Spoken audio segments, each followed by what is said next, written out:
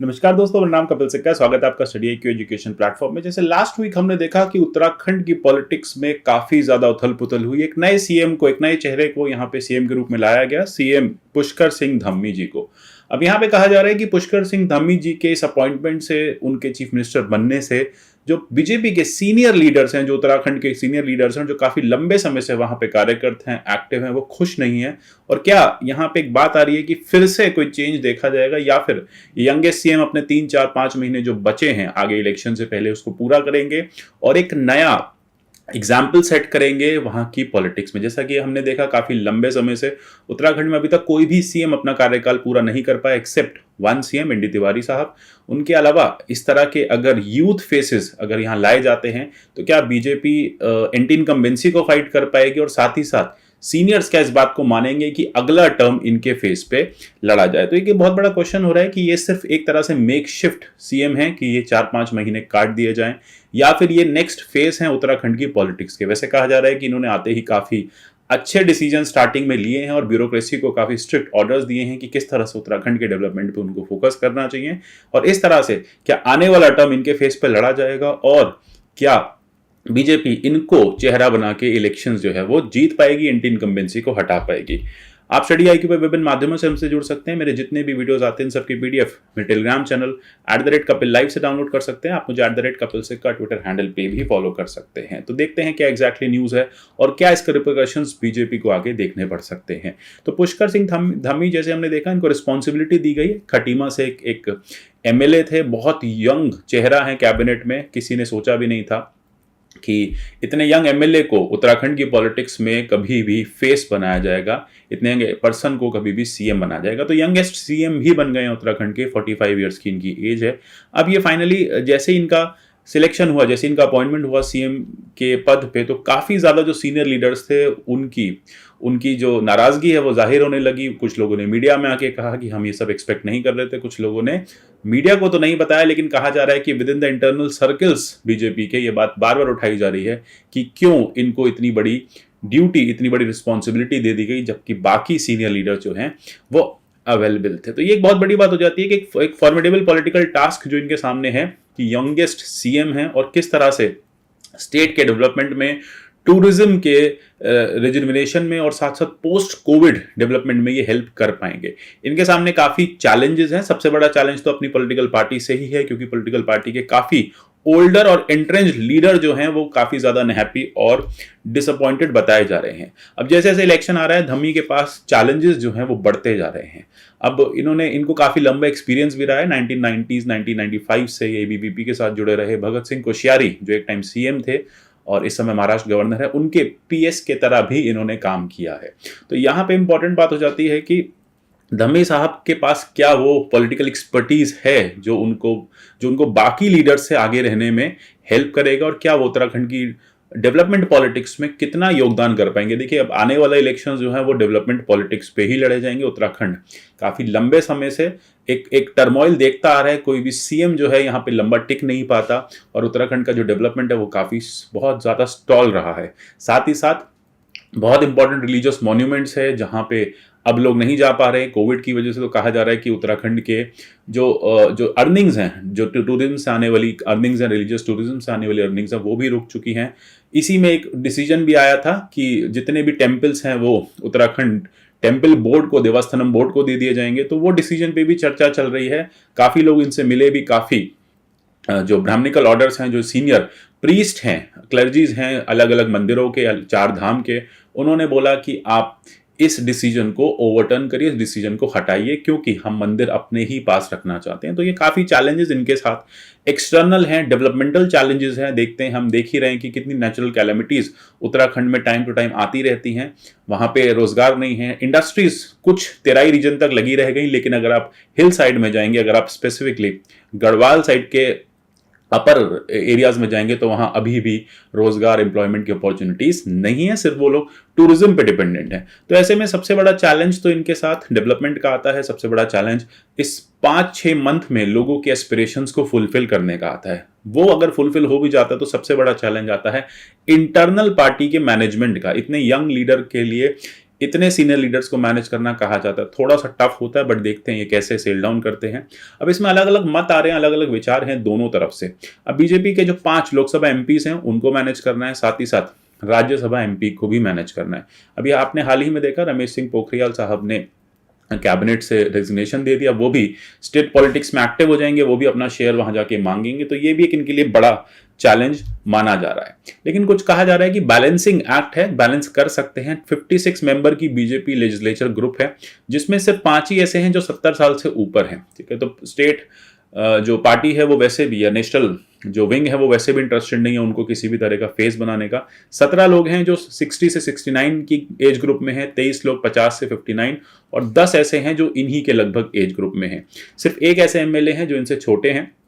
तो कहा जा रहा है कि ये एक बैलेंस बना सकते हैं कि बड़ों के भी प्यारे रहें और छोटों के लिए भी एक बड़े भाई की तरह ये इस टास्क को निभाते रहें। अब यहाँ पे सबसे बड़ी बात है कि 87% देखा जाए तो लेजिस्लेचर पार्टी के जो मेंबर्स, जो लेजिस्लेचर के मेंबर्स हैं वो इनसे ओल्डर हैं। तो यहाँ पे काफ़ी इंपॉर्टेंट बात हो जाती है कि इनको स्वीकारना उन लोगों के लिए बड़ा मुश्किल हो गया। कहाँ एक समय में एमएलए हुआ करते थे, कहाँ एक समय में जूनियर मेंबर या जूनियर एसोसिएट की तरह लेजिस्लेचर में बैठा करते थे बाकी लोगों के जो सीनियर्स थे, और अब उनको मुख्यमंत्री जी कह के इनको एड्रेस करना पड़ रहा है। तो देखो इस तरह की जो नाराजगियां वो स्वाभाविक हैं, पॉलिटिक्स में ऐसा होता है। किसी ने बहुत लंबा समय पॉलिटिक्स में दिया है, 40-50 साल बीजेपी को डिवोट किए हैं, अब उसको फ्रूट्स राइप करने का उसका टाइम था, उसको सीएमशिप ना देके किसी और को दे दिया, तो नाराजगी बहुत बट ऑब्वियस है।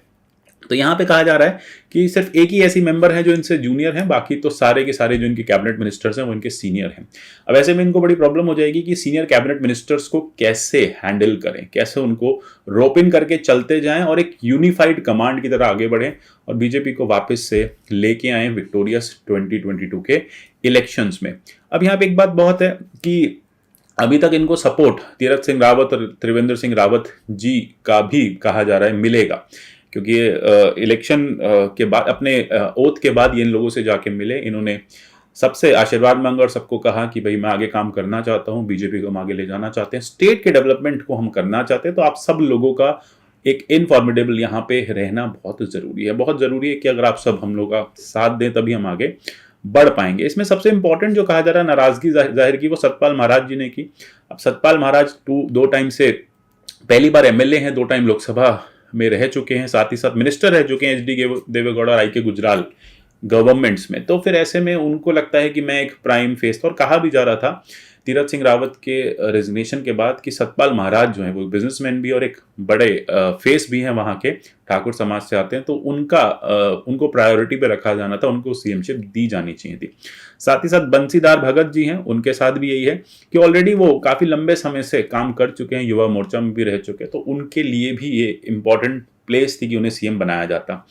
बिशन सिंह चौपाल हैं, ये भी एक सीनियर लीडर हैं, बीजेपी स्टेट प्रेसिडेंट भी रह चुके हैं, 5 टर्म से एमएलए हैं। तो ये नाराजगी है कि लोग इतने टर्म से एमएलए हैं और कोई अभी पहली बार एमएलए बना और उसको सीधा सीएम भी बना दिया, उसको अभी पॉलिटिकल एक्सपीरियंस भी नहीं है। तो ऐसा इंटरनल पार्टी के इंटरनल लोगों का ये कहना है। अब महाराज जी के अपने चीफ मिनिस्टर एम्बिशंस थे, वो रह गए, तो उनको स्वाभाविक है कि उनको नाराजगी रहेगी, और उन्होंने ये बात उठाई भी है कई बार। इनफैक्ट देखा गया 1-2 एमपीज ने तो पब्लिकली आके, एमएलएज ने पब्लिकली आके बोल दिया है कि ये पर्सन जो है वो डिजर्व नहीं करते थे, या फिर इनसे बेटर कोई और रह सकता था। वैसे तो यहाँ पे जब ओथ ली थी तो धम्मी ने महाराज से प्रॉपर ब्लेसिंग सीख करी और कहा कि भाई आगे हम स्टेट को ले जाना चाहते हैं, हम पॉलिटिकल पार्टी को अपनी स्ट्रांग करना चाहते हैं, यहाँ पे हम बेटर काम करना चाहते हैं, तो आप हमारा साथ दीजिए। ये दोनों नेबरिंग कॉन्स्टिट्यूएंसी से ही आते हैं, तो कहा जाता है कि हाँ दोनों के बीच में ट्यूनिंग जो है वो बिठाई जा सकती है, लेकिन पॉलिटिकल राइवलरी को भी दरकिनार नहीं किया जा सकता, उसकी भी आशाएं पूरी हैं। साथ ही साथ कुछ सीनियर लीडर्स हैं जैसे हरक सिंह रावत हैं, उन्होंने तो क्लियरली कह दिया कि भाई मैं तो बिल्कुल भी सेटिस्फाइड नहीं हूं ऐसे पर्सन के सीएम बनाए जाने से जिसको एक्सपीरियंस नहीं है, ठीक है। तो ऐसे और भी एमएलएज हैं, वो कहते आए हैं बार बार। साथ ही साथ आप देखेंगे त्रिवेंद्र सिंह रावत, तीरथ सिंह रावत ने तो अभी तक कुछ नहीं कहा, वो अपना टर्म ऑलरेडी इंजॉय कर चुके थे।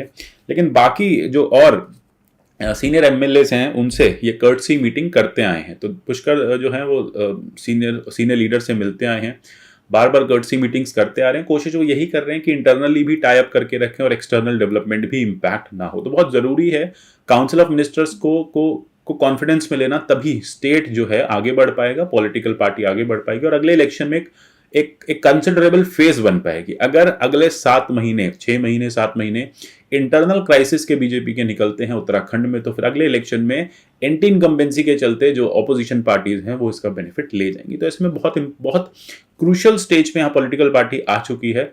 उसको लोगों के एस्पिरेशंस को भी पूरा करना है, क्योंकि लोग बहुत ज़्यादा नाराज हैं, जॉब्स भी देनी है, डेवलपमेंट के बारे में भी सोचना है, स्कीम्स भी नई लॉन्च करनी है और साथ साथ इंटरनल क्राइसिस को भी मेंटेन करना है। तो ये एक तरह से टू प्रोन स्ट्रैटेजी के साथ इनको यहाँ पे काम करना होगा। लेकिन ऐसे में कुछ सीनियर एमएलएज हैं, वो कह रहे हैं कि ये बंदा बहुत अच्छा है, इसके पास एक्सपीरियंस है, ये काफ़ी लंबे समय से संघ से, आरएसएस से और एबीवीपी विंग से जुड़ा रहा है, तो इसने पॉलिटिक्स को बहुत करीब से देखा है, तो ये काम कर पाएगा। और साथ साथ लॉन्ग एसोसिएशन है, तो बाकी सीनियर्स जो हैं वो भी हेल्प करने को रेडी हैं कि हम इस पोस्ट की डिग्निटी करते हैं।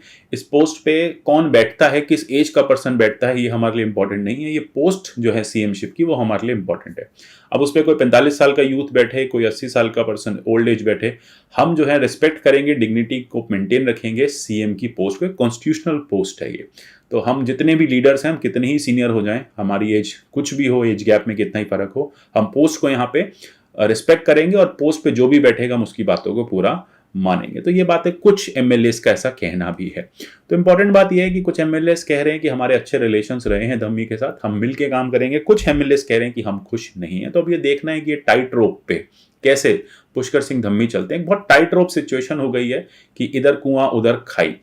अगर डेवलपमेंट नहीं हुआ, अगर अगले 6 मंथ लोगों के एस्पिरेशंस नहीं, लोगों के एक्सपेक्टेशंस नहीं पूरी कर पाए, तो फिर रिटर्न मुश्किल है।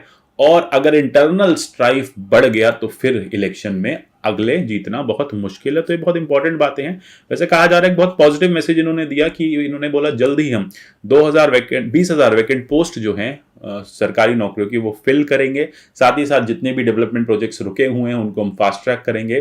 कोविड से जो जो क्राइसिस हो रही है उसको फास्ट ट्रैक करेंगे। इनफैक्ट इनके पास ये भी गया है, फिर से लोग गए हैं रिक्वेस्ट लेके कि 4 धाम यात्रा जो हाईकोर्ट ने रोक दी है उसको प्लीज स्टार्ट कराइए। तो उसके लिए स्टेट रेडी हो रहा है, सुप्रीम कोर्ट में हाईकोर्ट की पिटीशन को फाइल करने जा रहा है। हो सकता है तब तक कोविड क्राइसिस थोड़ी सी कम हो जाए, केसेस कम होते दिख रहे हैं, तो मे भी शायद सुप्रीम कोर्ट अलाउ कर दे फ्यूचर के लिए। लेकिन अभी बाकी अगर हम केसेस देखें, जैसे पुरी में मना कर दिया, तो इस तरह का रिलीजियस टूरिज्म बहुत जल्दी रिवाइव होता नहीं दिख रहा है। तो एक बहुत बड़ी प्रॉब्लम यहाँ पे खड़ी होने वाली है बीजेपी के लिए। पहले तो एक्सटर्नल प्रॉब्लम है ही है, एस्पिरेशंस लोगों की हैं ही जो नहीं पूरी हुई है, डेवलपमेंट वर्क पूरा नहीं हुआ। लेकिन अगर इंटरनल क्राइसिस और ज्यादा वाइडन हो जाएगी तो एंटी इनकम्बेंसी के चलते जो ऑपोजिशन है वो बेनिफिट ले जाएगी। तो ये anti incumbency plus internal crisis, ये दोनों हो सकता है 2020 के इलेक्शंस में बीजेपी को पीछे छोड़ दे। लेकिन अब ये सीनियर पार्टी लीडर्स को देखना है कि कैसे इन दोनों क्राइसिस को मेंटेन करके आप पॉलिटिकल पार्टी को अपनी आगे बढ़ाएंगे। तो इस तरह के जो इंपॉर्टेंट टॉपिक्स हैं जो आते रहते हैं न्यूज़ में, इस तरह की वीडियोस में लाता रहूंगा। UPSC IAS pre cum mains के हमारे स्मार्ट कोर्सेज अवेलेबल हैं 50% डिस्काउंट के साथ। आप इनको हमारी study.iq.com वेबसाइट या हमारे ऐप से परचेज कर सकते हैं। मिलते हैं अगले ऐसे किसी सेशन में, तब तक के लिए good bye, take care and God bless you all.